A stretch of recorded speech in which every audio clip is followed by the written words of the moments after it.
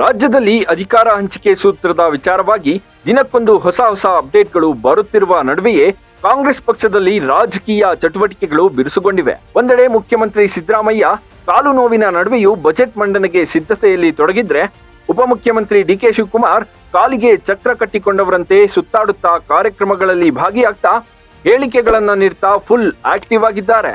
ಇದರ ನಡುವೆಯೇ ರಾಜ್ಯ ಕಾಂಗ್ರೆಸ್ ಪಡಸಾಲೆಯಿಂದ ಇನ್ಸೈಡ್ ಮಾಹಿತಿಯೊಂದು ಹೊರಬಿದ್ದಿದ್ದು ಸಿಎಂ ಸಿದ್ದು ಬಣದ ತಲೆನೋವಿಗೆ ಇದು ಕಾರಣವಾಗಿದೆ.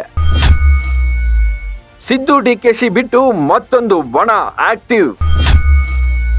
ಸಿದ್ದರಾಮಯ್ಯರನ್ನ ಕೆಳಗಿಳಿಸೋದೇ ಇವರ ಅಜೆಂಡಾ. ಡಿಕೆ ಶಿವಕುಮಾರನ್ನ ಅಧ್ಯಕ್ಷ ಹುದ್ದೆಯಿಂದ ಕೆಳಗಿಳಿಸಿ ಅವರ ನಾಗಲೋಟಕ್ಕೆ ಬ್ರೇಕ್ ಹಾಕಬೇಕು ಅಂತ Satish Jarkiholi, doctor G Parameshwar, KN Rajanna ಸೇರಿ ಸಿದ್ದರಾಮಯ್ಯ ಬಣದ ಹಲವು ಸಚಿವರು ಎಲ್ಲಾ ತಂತ್ರಗಳನ್ನ ಹೆಣೆಯುತ್ತಾ ದಾಳಗಳನ್ನ ಉರುಳಿಸ್ತಾ ಇದ್ರು.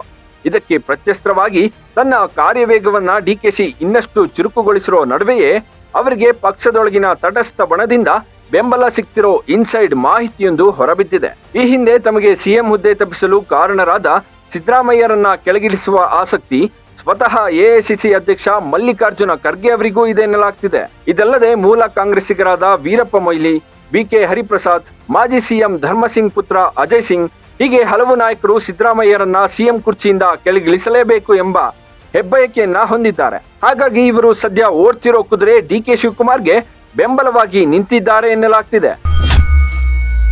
ನನಗೆ ಸಿಗದಿದ್ರೆ ನೀವೇ ಸಿಎಂ ಆಗ್ಬಿಡಿ. ಖರ್ಗೆಗೆ ಡಿಕೆಶಿ ಅಚ್ಚರಿಯ ಆಫರ್. ಈ ಹಿಂದಿನ ಪವರ್ ಶೇರಿಂಗ್ ಒಪ್ಪಂದದಂತೆ ಅಕ್ಟೋಬರ್ ಅಂತ್ಯದೊಳಗೆ ಸಿಎಂ ಸ್ಥಾನ ಬಿಟ್ಟುಕೊಡಬೇಕು ಅಂತ ಡಿಕೆ ಶಿವಕುಮಾರ್ ಪಟ್ಟು ಹಿಡಿದಿದ್ದಾರೆ.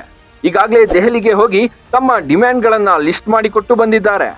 ಒಂದು ವೇಳೆ ಕೊಟ್ಟ ಮಾತನ್ನ ಉಳಿಸಿಕೊಳ್ಳದೆ ಹೋದ್ರೆ ನಾನು ಯಾವ ಹೆಜ್ಜೆಯನ್ನಾದ್ರೂ ಇಡಬಹುದು, ಅದರಿಂದಾಗೋ ಅಪಾಯಕ್ಕೆ ನನ್ನನ್ನ ಮುಂದೆ ದೂರಬೇಡಿ ಅಂತ ವಾರ್ನಿಂಗ್ ಕೂಡ ಕೊಟ್ಟಿದ್ದಾರೆ ಎನ್ನಲಾಗ್ತಿದೆ. ಈ ಮಧ್ಯೆ ಹೊಸ ದಾಳ ಉರುಳಿಸಿರೋ ಡಿಕೆಶಿ, ಒಂದು ವೇಳೆ ಯಾವುದೋ ಕಾರಣಕ್ಕೆ ನನಗೆ ಸಿಎಂ ಹುದ್ದೆ ಬಿಟ್ಟುಕೊಡಲು ಆಗದಿದ್ರೆ ನೀವೇ ಸಿಎಂ ಕುರ್ಚಿಯಲ್ಲಿ ಕೂತ್ಬಿಡಿ, ನಿಮಗೆ ನನ್ನ ಬೆಂಬಲ ಸದಾ ಇರುತ್ತೆ ಅಂತ ಎಐಸಿಸಿ ಅಧ್ಯಕ್ಷರು ಆಗಿರೋ ದಲಿತ ಮುಖಂಡ ಮಲ್ಲಿಕಾರ್ಜುನ್ ಖರ್ಗೆ ಅವರಿಗೆ ತಿಳಿಸಿದ್ದಾರೆ ಎನ್ನಲಾಗ್ತಿದೆ. ಈ ಮೂಲಕ ಸಿದ್ದರಾಮಯ್ಯರನ್ನ ಸಿಎಂ ಹುದ್ದೆಯಿಂದ ಕೆಳಗಿಳಿಸೋದು ಹಾಗೂ ದಲಿತ ಸಿಎಂ ವಿಚಾರದಲ್ಲಿ ರಂಪಾಟ ಮಾಡ್ತಿರೋ ಸ್ವಪಕ್ಷದ ಹಲವು ನಾಯಕರಿಗೆ ಚಕ್ಮೇಟ್ ಇಟ್ಟು ಪಾಠ ಕಲಿಸೋದು ಡಿಕೆಶಿ ಲೆಕ್ಕಾಚಾರ. ಸದ್ಯ ವಿಧಾನಮಂಡಲದ ಬಜೆಟ್ ಅಧಿವೇಶನದಲ್ಲಿ ಎಲ್ಲರೂ ಬ್ಯುಸಿಯಾಗಿದ್ದಾರೆ. ರಾಜ್ಯ ಸರ್ಕಾರ ಬಜೆಟ್ ಮಂಡನೆಗೆ ಸಿದ್ಧವಾಗ್ತಿದ್ರೆ ರಾಜ್ಯದಲ್ಲಿ ಕಾನೂನು ಸುವ್ಯವಸ್ಥೆ ಹಾಳಾಗಿದೆ ಅನ್ನೋದ್ರಿಂದ ಹಿಡಿದು 16 ವಿಚಾರಗಳನ್ನ ಮುಂದಿಟ್ಟುಕೊಂಡು ಹೋರಾಟ ನಡೆಸೋದಕ್ಕೆ ಬಿಜೆಪಿ ಜೆಡಿಎಸ್ ಒಳಗೊಂಡ ವಿಪಕ್ಷಗಳು ಮುಂದಾಗಿವೆ. ಆದ್ರೆ ಇದಕ್ಕಿಂತ ಮುಖ್ಯವಾದ ರಾಜಕೀಯ ಬೆಳವಣಿಗೆ ಅಂದ್ರೆ ಅದು ಕಾಂಗ್ರೆಸ್ ಪಕ್ಷದೊಳಗೆ ನಡೀತಿರೋ ಹೋರಾಟ.